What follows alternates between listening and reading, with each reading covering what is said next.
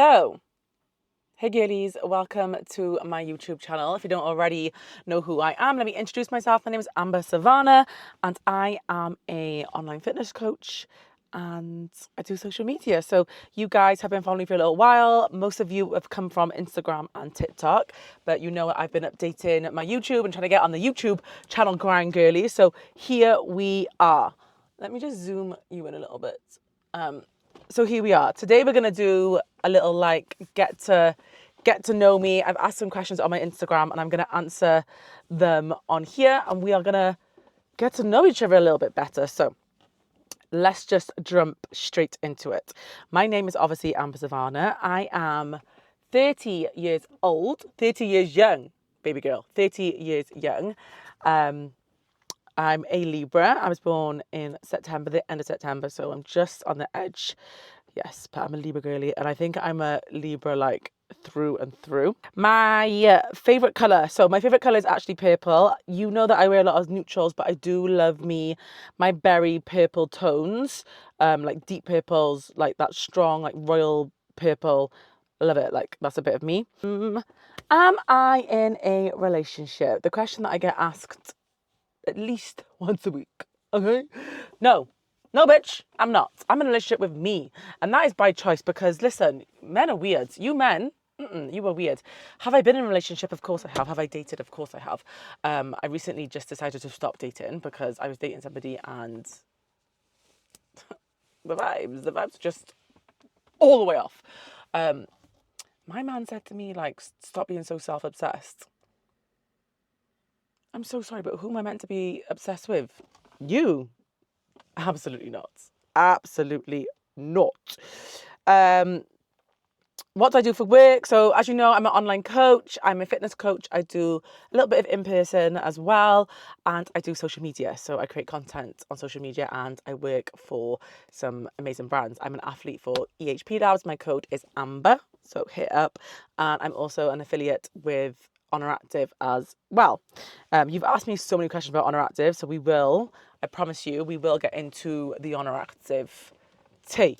Don't worry about that. Oh, I had to take that jacket off. I am literally burning up. Let's get into some more juicy questions. So, what was your occupation before becoming a fitness coach, and what made you start your fitness journey?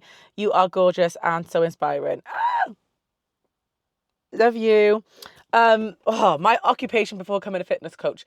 I have literally done every job on this planet. Literally every single job on this planet. So I've always loved like fashion and clothing. So I've worked in a lot of like fashion retail stores and jobs. When I went to university, I studied fashion design. And I think I will come back to that. Like I really want to do clothing in the future. Like I have some things in the works, but anywho. So yeah, I studied fashion design and I worked in fashion. I interned for a little bit and then I just started working in retail. So I used to work I think I've worked in every single shop in the world. My first ever job, I started working when I was 14, girl, like 14. And this is so crazy to me because I've always been like the hardest working person in the room. Like I've always worked for my money. I've always had to work for my money. I've always had to work for things that I wanted. Not that I didn't get everything I wanted growing up because I was very blessed. I was spoilt, but I was always taught that I had to work for what I wanted, and then anything that I couldn't get, like my mum made sure that I could get it. My mum and my grandparents. I grew up with just me and my mum, and then my grandparents were such huge supporters, influences, help for my mum and for me growing up. Like if they made sure that I was good, yeah.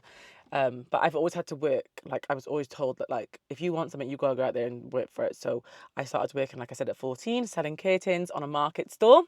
And then my second job after that, I can't remember, but I can remember my first, that was like obviously a cash in hand. I did a few like little cash in hand jobs, but my first official like paid into my bank job, girl, was McDonald's. Yes, your girl worked in McDonald's and I lasted for 4 shifts and I said, I've got to go, sorry, can't do this anymore. They were all fucking each other. Like, I was young as well. I think I might have been 16 at that time, or even 15, 16. Yes, I was young, and I was actually like, why are you all sleeping with everybody in here? And I just remember, like, just a few things, like the Happy Meal, like, I couldn't, like, get to the grips of, like, putting the Happy Meal box together. So I was just giving it to people on the tree, like, open. And my manager was like, you can't do that. I was like, but they're going to open it now in literally a second. So is it really that big of a deal? And he was like, yeah. And I was like, oh my God, like, I literally can't do this. So I left there. I remember I actually got my mum to call them and resign for me. That's so funny. But yeah, 4 shifts. I was doing 1 shift a week. And I remember one of my first pays from them was like £17. Like £17.49 or something. And I went to Primark and bought like a little outfit. This is how cheap Primark used to be, guys.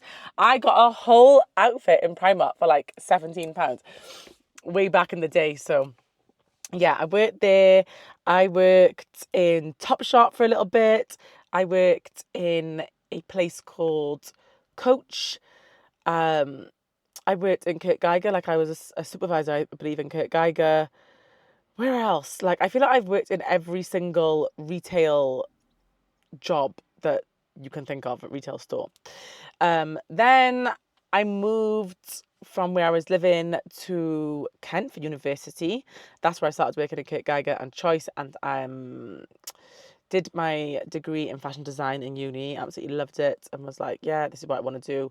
Left there and then moved to London, started working in Selfridges for Rick Owens, and then working in Harrods for Balenciaga, and I stayed there for quite a while. I absolutely loved it. I was making bank, and I was on the, like, I was going to be a manager in another store. Then COVID happened, and there was a big whole situation, and I left and I moved back home. Okay. And then when I moved back home, during that time of like being in London and just before furlough, I started to get super depressed, really down. Then obviously COVID happened. I was even more depressed and down because I was just like locked in all the time. And then my mum was literally like, girl, wrap it up. You need to come home. I was like, I'm going to like, it was really bad, really bad. And I've always struggled with my mental health. I don't know if I'm going to go into that too much in this vlog. I don't know. But anyway, that was a really down time for me. So I came home and I just had to rebuild myself back up. I started therapy. I did a lot of like healing and just like self-searching and trying to figure out like why I felt the way that I felt, why I viewed myself in certain way, like just a lot of healing. I really struggled with like me, my purpose, what I wanted out of life, my self-respect, my self-love. Like, I'd been through a relationship and that broke down, and although nothing bad happened, like we didn't do anything negative to each other, I just think I really loved him and wanted it to work out. And when it didn't work out, I was like, it's me. And a few things that he had said just affected me a lot. So anyway, I had to like re-find myself and deal with a lot of childhood trauma, you know. When my mum and dad split up when I was younger, I lived in a different country, which I'll get into anyway. So I had to do a lot of childhood trauma fixing, you know. So I did a lot of that, and through therapy and through, you know, talking about myself and how I looked and all those sort of things and what made me feel insecure about that, I started to understand that I needed to continue to work out, because I'd started to work out while I was in London in my little room. But then when I went for therapy, we discussed more about like why it was affecting me so well, blah, blah, blah. Anyway, so during lockdown, I really honed in on my fitness and my food and my healing and my like, just like self glow up era. And that is when I was like, I love this. Like, I'm going to do this. And I got qualified. I did it all online. Then when we was able to go in gyms, I went in gyms, I went and did all my assessments, did all that, got qualified, my level 2, my level 3, my nutrition, all that. And here we are today. I then started PTing a couple people online. Then I went and worked in a women's only gym and started PTing in person. Then I launched A&B coaching and made it a full business, like did it all, become fully self-employed and went for it. I started, yeah, where did I work in between there? I was working in Zara, I was working in Sainsbury's, and I was working in a pub. Girl, I had like a million jobs going on. So furlough, and I was on furlough, I left Balenciaga, places started to open up. Oh my God, I forgot. I started to work in Foot Asylum as a manager. During this time, I'm doing my fitness thing. I'm in my fitness bag. I'm starting to post content. I'm like loving life. I'm skinny, like, oh my God, the camera started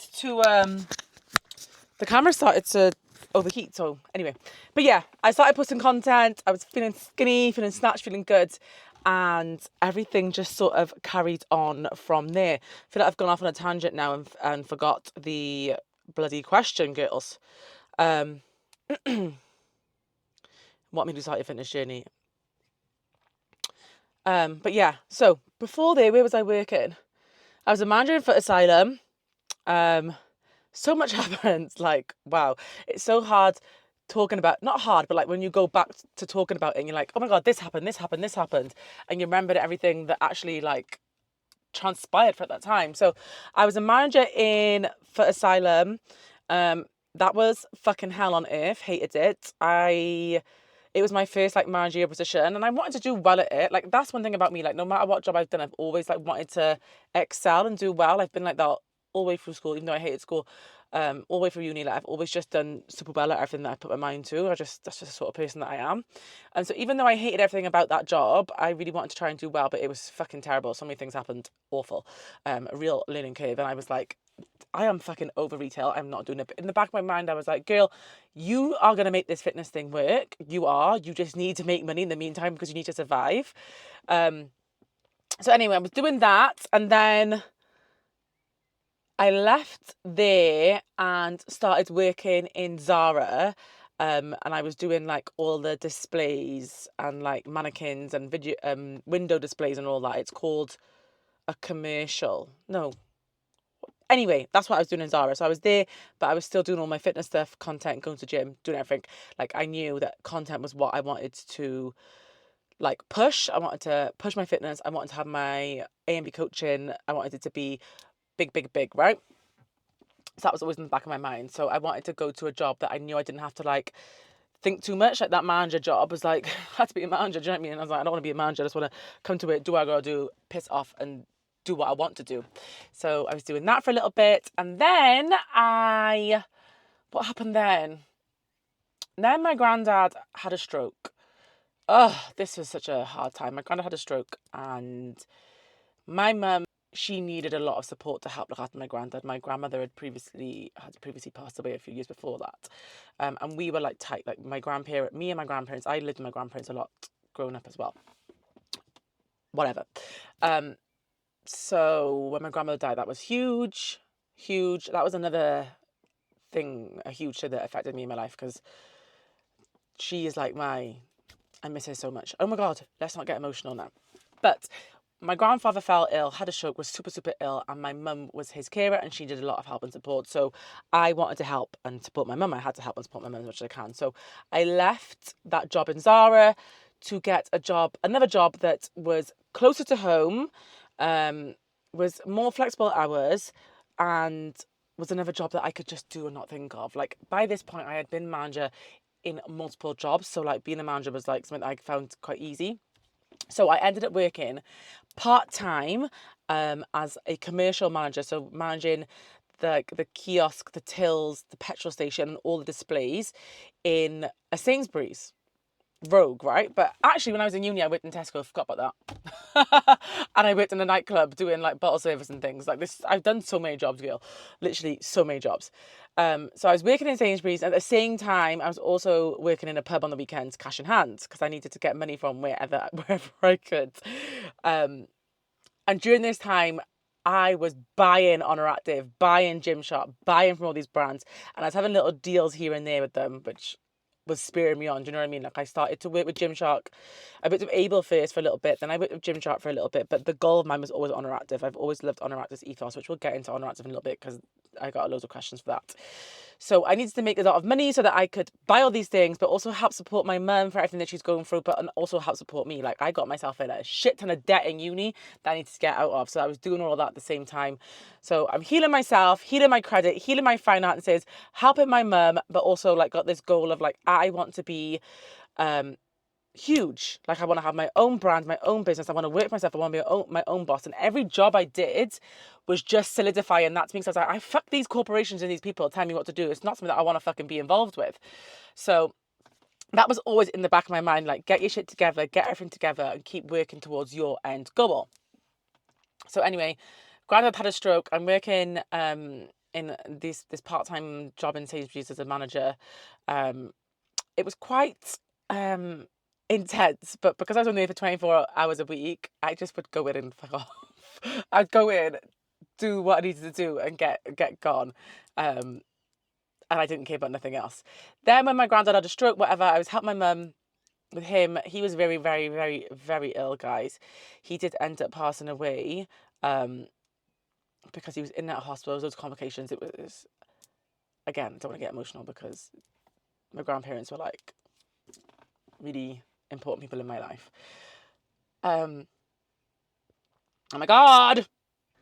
And you're not going to believe this. You're going to be like, she's just starting to rain.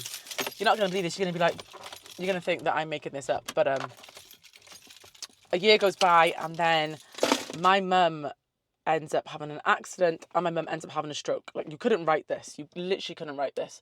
My mum ends up having a stroke. So her parents have both passed away now. My mum ends up having a stroke and it was peak how it happened. I was actually in the gym and she's calling me and I'm like, mum, but she's just going like, it's just like mumbling. Can't really hear what's going on. And I don't know why, guys, but like, I just had this overwhelming feeling of like, you need to get home. You need to get home. Like me and my mum are so close. Like we are so close. We've always been so close my entire life. Yes, it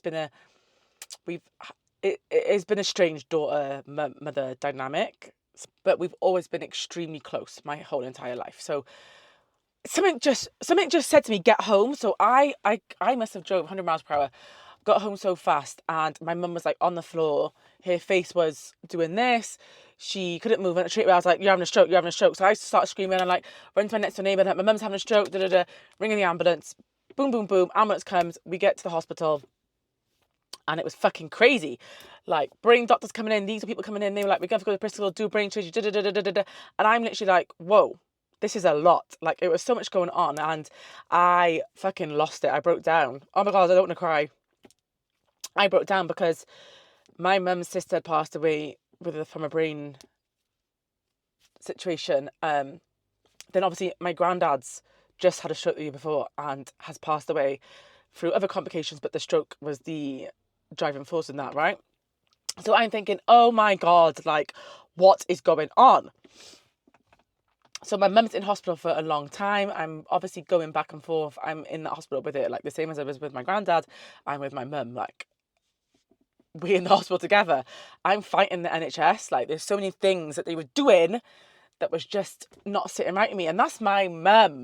Do you know what I mean? That's my mum. Like, I'm going to fucking say to you, what the fuck are you doing or what? And my mum wants to go to the toilet, so I'm getting the fucking the little standing up thing and I'm gonna put her on there and I'm taking the toilet and they're like, you can't do that. I'm like, I'm not waiting for you to come and help her. Like, she's waiting for ages, but like there's times I'm going there, the bed's wet. Like, my mum can't walk.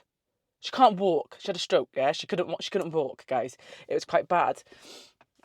So that was terrible. But in this time, I was still going to the gym, like I was working out, I was still making content, like I was still doing all of that on my socials on the side while going through all of this, and nobody knew. Except for obviously my close friends, but no one online knew. Mum started to get better. I remember it was the weekend that she was going to be coming home from hospital. my friend was saying from Australia, because our other friend was getting married, right? So my friend helped me blitz the house, sort it out. We had to turn downstairs into a bedroom because she obviously couldn't get upstairs. I had to source wheelchairs and all this stuff, get people to come to the house to put like handrails and all that. So sorted all that out, and then my friend, my best friend, one of my best friends was getting married. So I go to her wedding time bridesmaid, and then I come home and I move mum back in, and I was like, whew, exhale, life's gonna start to get a bit better. Girl, this is when shit got even harder, because now I am a full-time carer. I am a full-time carer for my mum. Didn't have any additional help with nurses and stuff until I started to figure out what I could do, where I could get help from, you know. So I was a full-time carer, and during this time I was still doing everything. And my mum was, even though she was down bad, do you know what I mean? She was like, I do it, go for it, do it. So like I would like organize people to come over, maybe like a cousin or a friend for an hour. I'd go to the gym. Then I landed a job in a women's only gym. At this point, I'd obviously left Sainsbury's. Like I went on the sick, I left Sainsbury's. I was like, I don't give a fuck about the supermarket. Like my mum's had a stroke, and they treated me like shit. Telling me that I shouldn't be doing this, shouldn't be doing that, and I was literally like, I'll do what the fuck I want. You ain't gonna tell me what I can and can't do. I don't give a fuck about this job. I don't give a fuck. My manager's like ringing me like, oh, you could be the next lead. I'm like, the next lead for Sainsbury's? I don't care. Like I don't want to do that. I don't give a shit about any of that. So I've just blown smoke out his ass because I'm like, when I get the sick pay. Anyway, so I get this job in a female only gym, and I start PTing in person. Online coaching takes off more, blah, blah, blah. And I just persevere, and I start getting more deals, more things going on, right? So to answer that question, the reason why I started fitness is because it got me through the hardest times of my life. I know that if I wasn't going to the gym and working out during all those times, I would have broke down, girl, because my mental health wasn't in tip-top shape anyway. And then to be dealing with all of those things on top of it and feeling like the whole world was on my shoulders, it's making me emotional, because I know how stressed and how bad I felt. And there were days that I just wanted to just fucking die. Whoa. And like going to the gym and working out and like having that time to just focus on not even my thoughts, to not focus on my thoughts and just focus on this one thing, literally helped me so much. And I can't imagine my life. I genuinely can't imagine my life without fitness now. I can't imagine my life without fitness. Why are we crying all the time? Okay, we're back. Let's have a drink. Let's open the window. Let's crack open the fucking window, because it's getting emotional in here. I don't want my camera to keep overheating. There's no way that I can be without fitness, without this job now. And I think it's helped me so much that being able to be that in other women's lives. Being able to help other women get through shit and use fitness as a way of healing and to get through bad times and to see people on their journey and to help them has given me so much, and it's something that I love and I can't be without. I cannot be without this job. I cannot be without going to the gym. I cannot be without being active. I cannot be without that time with myself to block out outside thoughts and to really focus on me. So that is why I'm doing this job. That is why I started my fitness journey. I didn't like the way that I looked. I was struggling with my body image. I was struggling with my image of myself. I was struggling with my identity. I was struggling with trauma, so much trauma, and fitness was a huge outlet and release for me, and it's something that I'm locked into forever. Yeah. So that's to answer that question. Okay, since the start of your fitness journey, how long did it take you to reach your goal body weight? I never had a goal body weight, guys. Like, this is me being so real with you. So I remember the first time I weighed myself, I actually started my fitness journey, I think it was 2019, when I was dibble dabbling in fitness, right, trying to go to the gym and started classes and stuff like that. And I remember this is when I was in London. I was feeling like shit and I was trying to do things. I started doing YouTube workouts and Instagram workouts in my little room. in London. And the first time I weighed myself, I think it was in the gym, and I was like 15 and a half stone. And I was like, what the fuck? I was actually like, what the helly? What the helly? I didn't know I was that fucking heavy. Right, I was shook F, because I've always had an hourglass figure. That's my genetics, right? Genetically, I hold the least amount of fat in my midsection. So I've always had that look. I've always had a big bottom. I've always had big fat legs, right? I've always been chunky underneath. And if you look at my family, my heritage, I guess I'll answer this question now because I get this question so much. Where are you from? What's your heritage? Da, da, da, da. So I am Caribbean girl, right? I was born on a little island called Tortola in the Caribbean, in the Virgin Islands. I'm a Virgin Islander. And I lived there, I grew up there, and I moved here when I was a toddler with my parents. And by here, South Wales. My mum is from Wales, and her heritage is Spanish and Greek. So her parents and grandparents, they are Spanish and Greek. So they emigrated here. She moved to the Caribbean with her sister and her friends when she was like in her early 20s and started working out there. She met my dad, had me, and made a life out there. My parents divorced, they were married, but my parents ended. And my mum needed support from her parents, so she moved back to Wales. My mum then moved from the town. We were in like a Newport, the town of Wales. Not the town of Wales, it's a town in Wales. We moved from Newport then to the valleys, a more like country, the more rural area.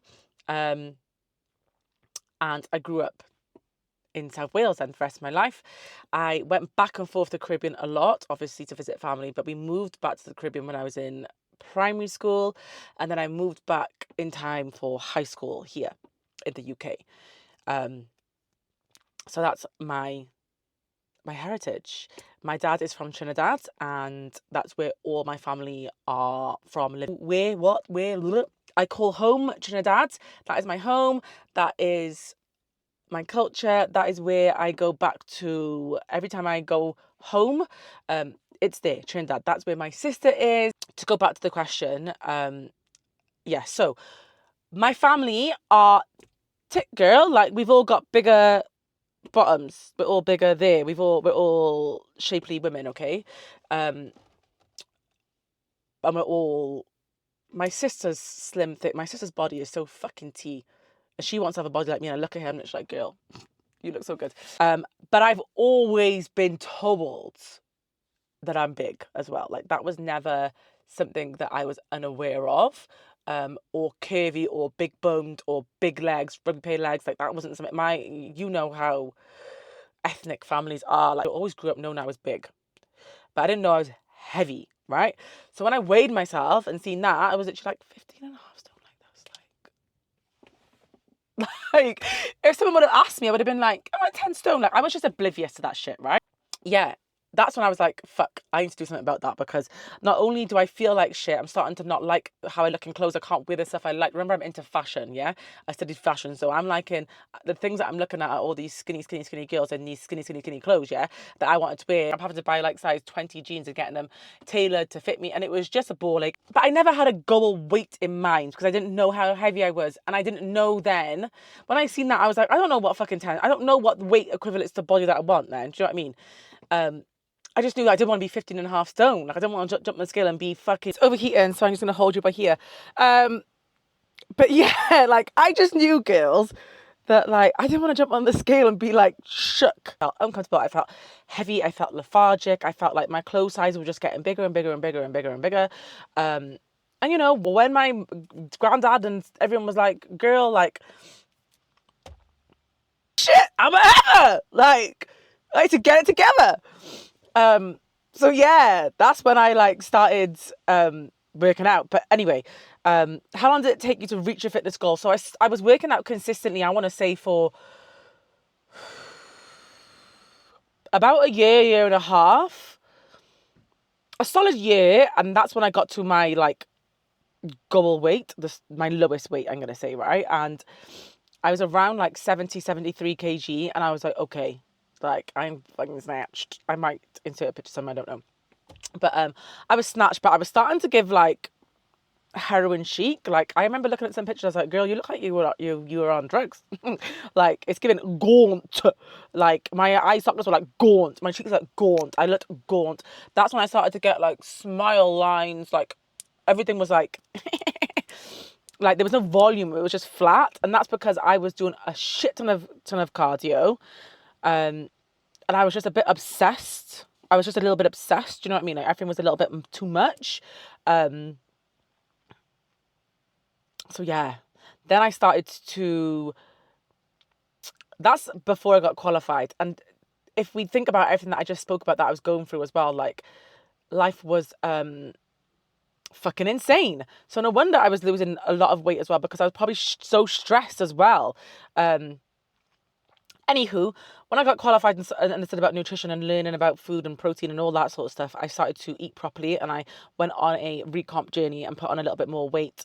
Started to build muscle, started to get to the look that I wanted. When I lost a lot of weight, I realized, oh, you didn't actually want to be skinny, right? This is super important. I think I had felt so big and been told that I was big and that I was the big girl in school. I was always the big, funny girl. Yeah.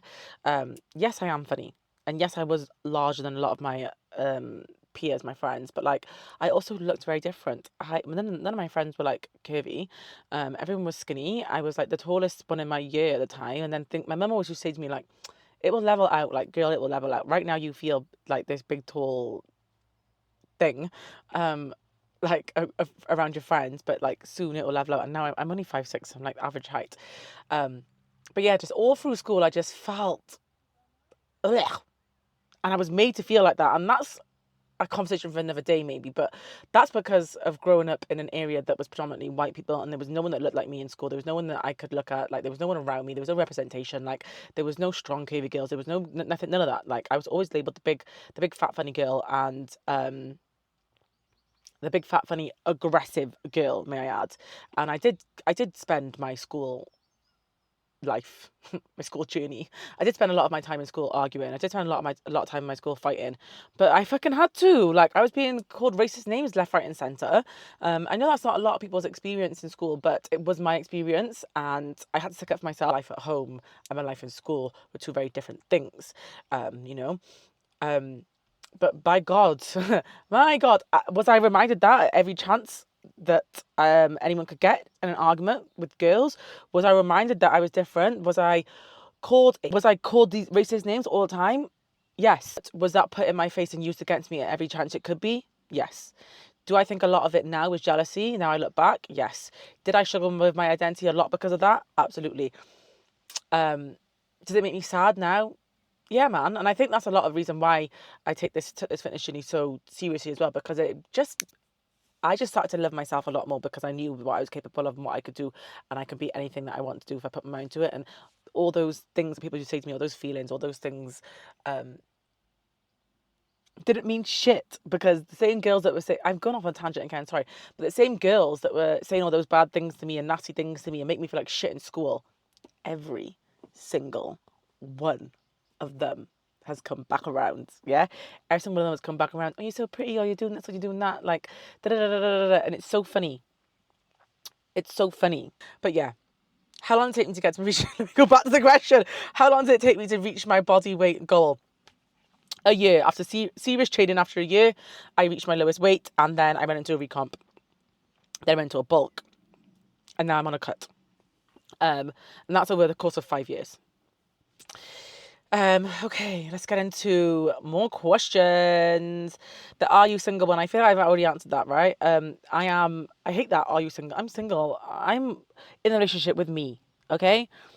I'm all about me. All about me, my goals, my wants, my needs, what I want. Yeah. I was dating someone and they said to me, I think I might have said this, they said to me, you need to stop being so self-obsessed. What the hell? What a ridiculous thing to say. I am self-obsessed. I am in love with myself, and I will meet somebody that I love just as much as I love me one day, and it'll all work out. Who inspires you the most? Honestly, my grandmother. Me and my mum, I love my mum, and I hope she doesn't watch this and think, what the fuck? Because she definitely inspires me, absolutely. Like, she has gone through so much and overcome so much, but my grandmother really does inspire me. I think of her a lot.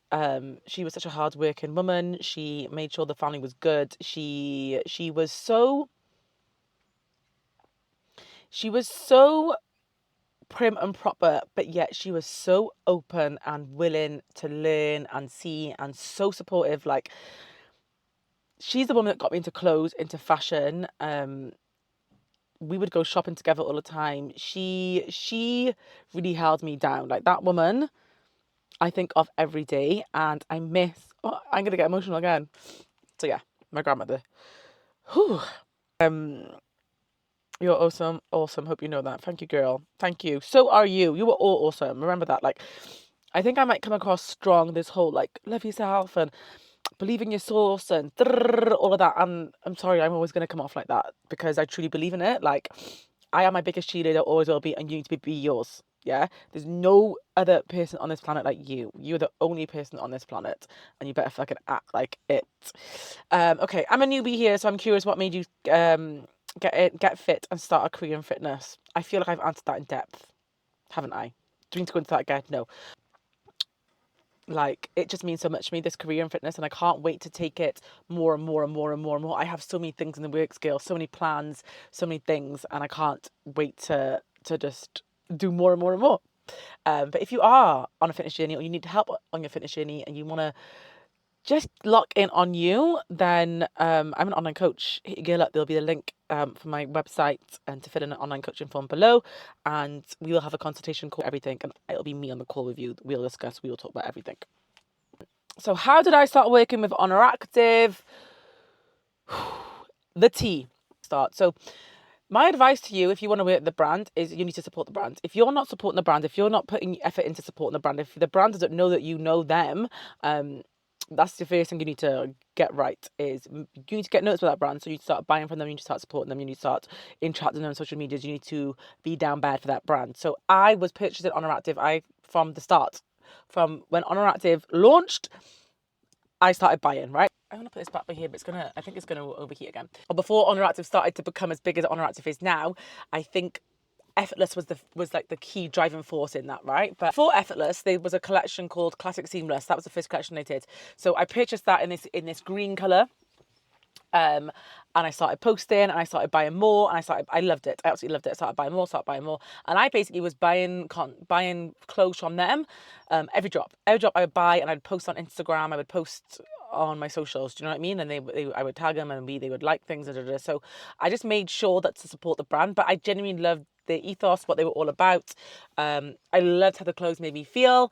And I was like, yeah, I want to work with Oner Active. Like, that's my goal. One of my goals. So I just bought and bought. I spent so much money on that brand. A lot of the Oner Active clothes that I have now are things that I've bought, and I still buy things up until this day.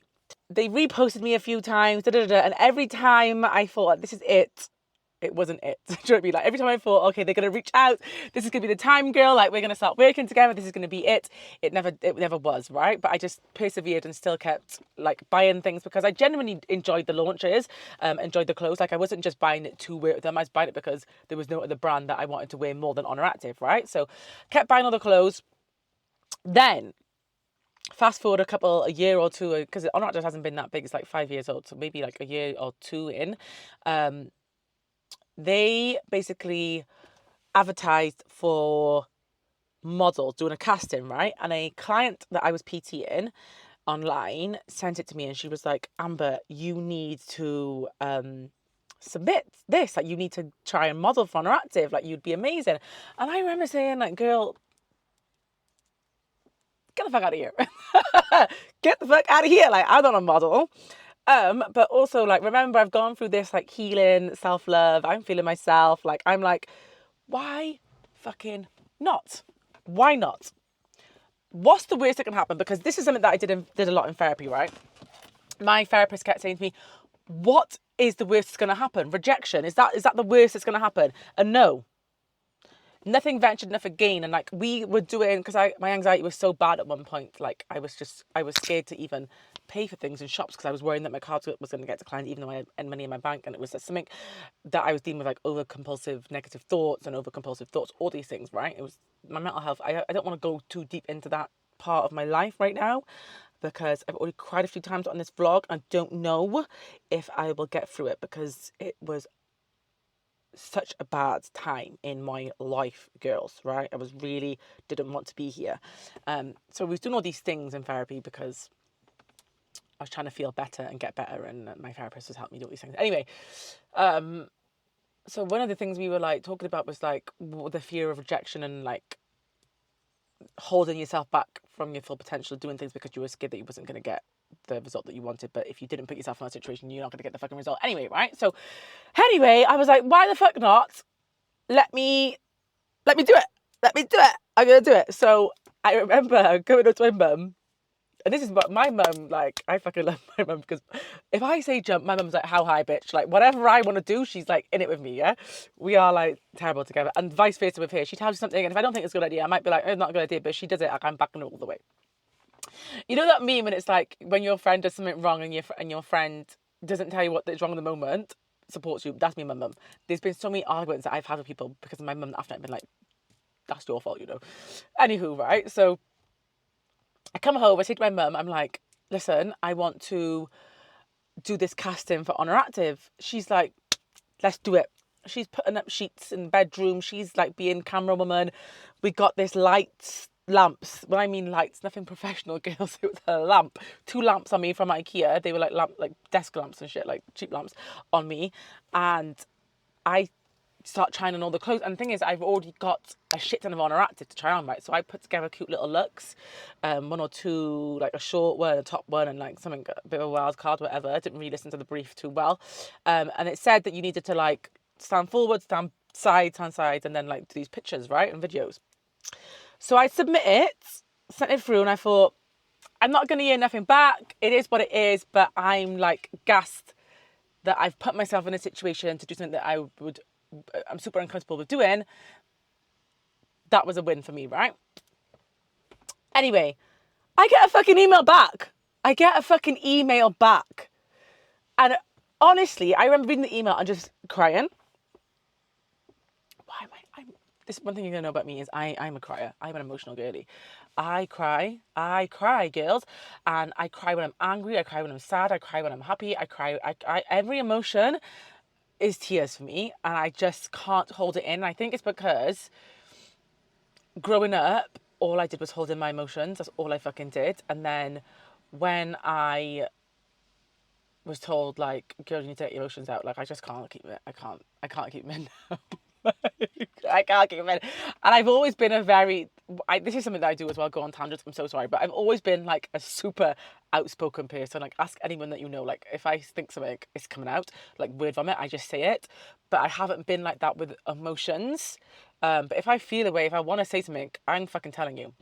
But I wasn't so much like that with like affection and emotions and like crying and letting things out. Like, I would just blow up, get up to the top, and it would be like 0 from 100 real fucking quick, and everyone's mad. Yeah, no one's having a good time, because if I'm not having a good time, everyone's mad. My mum always says to me, you can walk in a room and bring the vibe right down if you want to. Like, whatever vibe you're in, we've all got to go with it, because your energy just shifts things, which I don't know if it's a good thing or a bad thing, but hey ho, here I am on my tangents again. I really wish that I had like a handle thing here. I don't know why it's one on one side, one on the other. Like, that's so silly.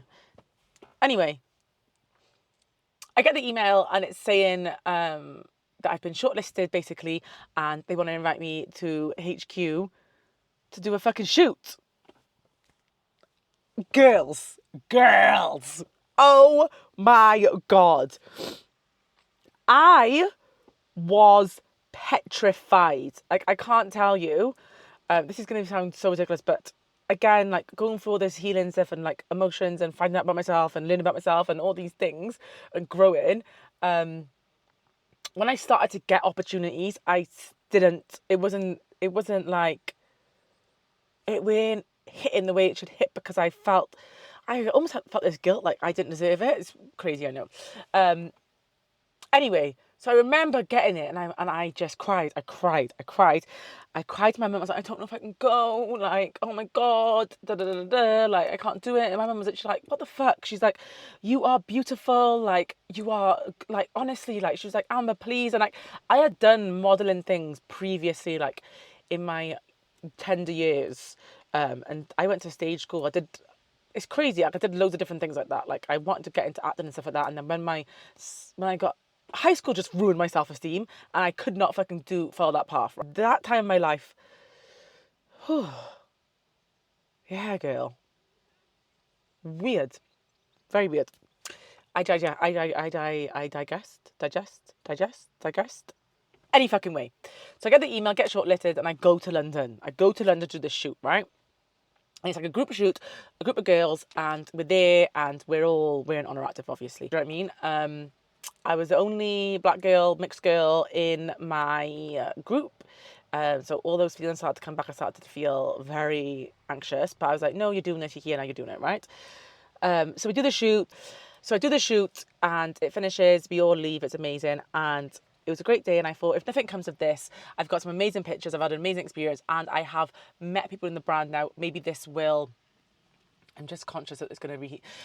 Maybe this will spur on a partnership in the future if nothing comes from this and I don't get selected to be a model or whatever happens. Well, fucking hell. I get home and exactly that happens. They asked me to be a model. So, well, they didn't. What happened was they asked me to come down for another shoot. So I go down for a shoot, and in person they asked me if I wanted to be a model, a signed model. So that meant that I would be completely exclusive to Oner Active. I'd only model for Oner Active, and I had a contract. I was getting paid a wage. I was a model for Oner Active, ecom shoots, whatever they needed me for, I would be there. It was a job. Oh, my belly's rumbling. So I was shooketh, and I was like, yeah, straight away on the spot. I was literally like, yeah, absolutely. And I was now officially an Oner Active model. I was a model with Oner Active for a year, an exclusive model signed to Oner Active, which meant I couldn't work with any other fitness brands. Not that I really wanted to. I worked with Oner Active for a year, and that was up until literally April of this year. So April of this year, my contract with Oner Active finished. I'm no longer an official model for Oner Active. I am now just an affiliate. During that time that I was a model, I also signed as an affiliate. I think it was the same day. I might have been to the shoot after, but they invited me to be an affiliate, and that's when I started my journey with Oner Active. That's how it all happened. I still only wear Oner Active. It's the only activewear brand that I work with, because I genuinely love Oner Active. I love their ethos. I love what they're about. I love Chrissy. I just love it all. Do you know what I mean? I love the team.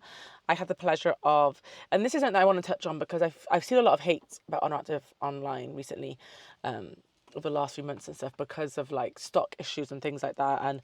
And I've previously mentioned that I've worked with a few fitness brands, and no brand that I have worked with has treated me like Oner Active. And that is not to say that everything's been perfect, because yes, there's been issues with everything that I've worked with. There's a lot of issues when you get into this self-employed world, right?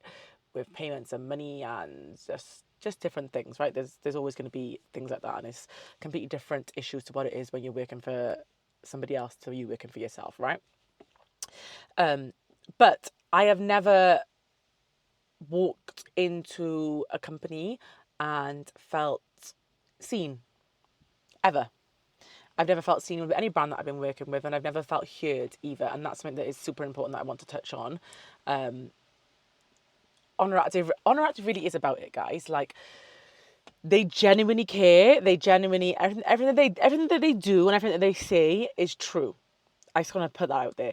Like, I've seen the things about drop shipping and they're just putting logos on shit, and like it's not true. Like, I've seen the design room, I've seen the designers doing things, I've seen them ask me and other models and people that are wearing the clothes before they're released for feedback. Like, they genuinely, like, they genuinely do care so much. And like I said, it's the first brand, and it came at such a perfect time for me, because I was going through all of that, trying to heal and going through like this like transformation in my mental health and myself, and then I walk into this brand that is so welcoming and so beautiful and celebratory of women and you and all of you, and wants to represent. And I remember leaving that shoot and putting a story up and saying, like, this has meant so much for me, because I hope that girls that look like me see these pictures and think, I can do this too. There is a space for me here. Because growing up, there was no black girls in fitness that I knew about. There was no one that looked like me. There was no one from the Caribbean. There was nothing that I seen. Not in the magazines, on Instagram, in the billboards. There was nobody, right? Apart from the big, big, big, there was nothing in between, right? I think that's why we all struggled with being curvier, strong women, because it just wasn't something that we seen. Being curvy wasn't being celebrated. Fake bodies were celebrated, and being skinny as fuck was celebrated. So, you know, to walk into a space where you're being celebrated for looking like you, for being different, for your strengths, was a very beautiful healing moment, and it will always be a time that I appreciate and love, and I'm so thankful for and so grateful for, and it's a reason why I continue to and want to continue to work with Oner Active in all entities throughout this journey of mine. Yeah, so, you know, they make all this shit themselves, guys. Like, they listen to the feedback, like, everything is done proper. And I think because I've worked in fashion and I have a degree in fashion and I know how you make clothes, I know the process of, like, factories, I know all of that side of fashion, I understand it all as well. So to do with the whole soft motion situation, for example, she didn't know, Chrissy made that and didn't know that we were going to love it as much as we did. Do you know what I mean? How are they going to know that? So they're not going to buy a stupid amount of units because they need to know if we like it. And when you're making things and you're dyeing themselves and you're pattern cutting themselves, they're not buying it from somebody and putting the logo on it. They're pattern cutting it themselves. When you pattern cut something, you create the patterns. You literally mold it on paper and cut it out of material and sew it together and alter it and and grade it. And all of this is a process. So they do all of that. And then they have to take it to a factory to mass produce it. So they have to start scale with one item. They make that one item, right? One sample. Then they do multiple samples with adjustments from there. This all starts from a fucking drawing, an idea. Do you know what I mean? To then every millions of people wanting to wear it. Yeah? You can't get from there to there like that. It's hard to understand, especially in this day and age when fast fashion, that's all we know, right? Like, we want something, we want it now. Yeah, we want something, we want it now. And I think it's hard to look at a brand that has grown. You're seeing so much and they're growing so quick and you want it so bad and you can't get it. I know it's good. We all knew it was good. That people need to chill and understand that, like, they just started. Legit, they've just started. 5 years is not a long time. But yeah, that's how I started working with Oner Active. Whatever brand you want to work with, you buy into it and you support them and you continue to support them. They can see everything. They're watching. Of course they are. They're always on the lookout. Brands are always on the lookout for new talent. Don't worry about followers. Don't worry about any of that. Make your content good. Know what you're about. Be yourself and support. And that's all you need to do. What else? Relationship advice. What's your relationship advice? Don't. That's my relationship advice. No, for real. I don't think I can give relationship advice because I'm not in a relationship and my relationship wasn't successful. Like, my advice is to look after your relationship with you.